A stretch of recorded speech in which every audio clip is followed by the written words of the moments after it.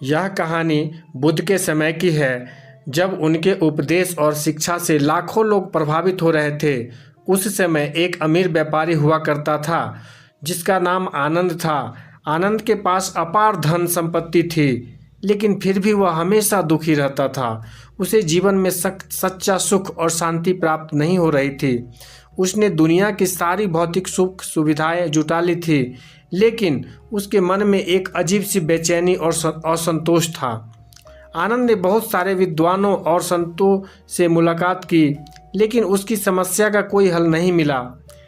अंत में किसी ने उसे भगवान बुद्ध के पास जाने की सलाह दी।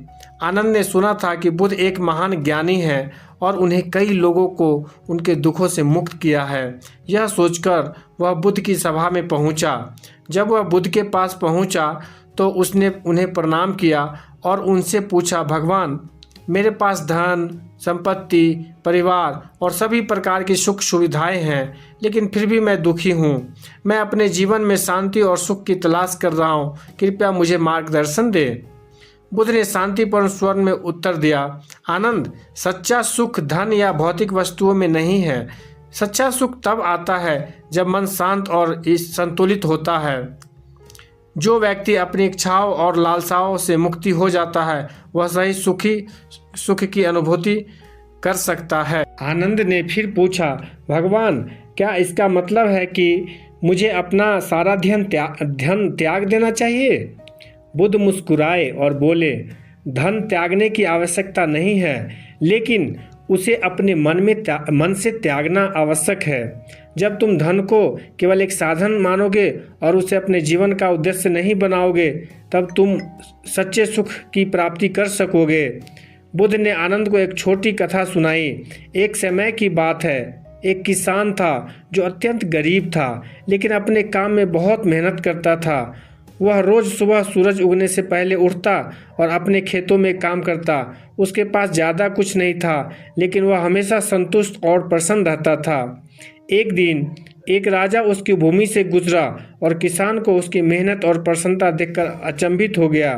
राजा ने किसान से पूछा, तुम्हारे पास तो कुछ भी नहीं है, फिर भी तुम इतना प्रसन्न कैसे रह सकते हो? किसान ने मुस्कुराते हुए उत्तर दिया, महाराज, मेरे पास सब कुछ है। मेरे पास दिन भर काम करने के लिए हाथ है, सोचने के लिए मस्तिष्क है, और सबसे महत्वपूर्ण, मैं हर परिस्थिति में संतुष्ट हूँ। राजा ने उसकी बात सुनी और साधारण जीवन शैली से बहुत प्रभावित हुआ। राजा ने उस किसान को बड़ी मात्रा में धन और भूमि देने का प्रस्ताव किया, लेकिन किसान ने उसे विनम्रतापूर्वक अस्वीकार कर दिया।